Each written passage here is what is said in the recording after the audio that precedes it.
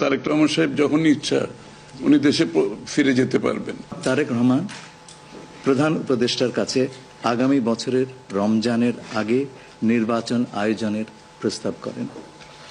দলের chairperson Begum Khaleda Xiao মনে করেন ওই সময় নির্বাচন অনুষ্ঠিত হলে ভালো হয়। সকল প্রস্তুতি সম্পন্ন করা গেলে 2026 সালের রমজান শুরু হওয়ার আগের সপ্তাহেও নির্বাচন আয়োজন করা যেতে পারে। সেক্ষেত্রে সেই সময়ের মধ্যে সংস্কার ও বিচার বিষয়ে পর্যাপ্ত অগ্রগতি অর্জন করা প্রয়োজন হবে। নির্বাচন কমিশন আমরা আশা করব শীঘ্রই একটা তারিখ ঘোষণা করবে। সংস্কার চিফ অ্যাডভাইজার সাহেব, তারেক রহমান সাহেব, আমরা সবাই একই কথা বলছি, যে বিষয়গুলোতে ঐক্যমত হবে সেগুলোতে সংস্কার হবে, তাই না? তো সংস্কারের বিষয়টা একটা চলমান প্রক্রিয়া, এমন না যে আজ সব সংস্কার এখন শেষ হয়ে যাবে। এটা নির্বাচনের আগেও কিছু সংস্কার হবে যেখানে ঐক্যমত হবে, আর নির্বাচনের পরেও সংস্কার অব্যাহত থাকবে।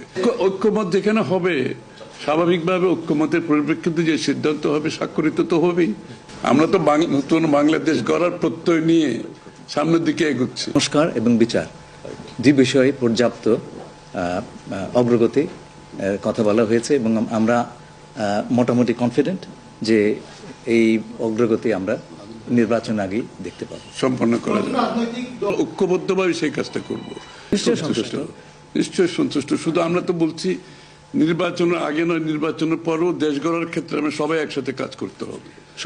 জনাব তারেক রহমান প্রধান উপদেষ্টা দলের পক্ষ থেকে তাকে ধন্যবাদ জ্ঞাপন করেন। প্রধান উপদেষ্টাও জনাব তারেক রহমানকে ফলপ্রসূ আলোচনার জন্য ধন্যবাদ জানান।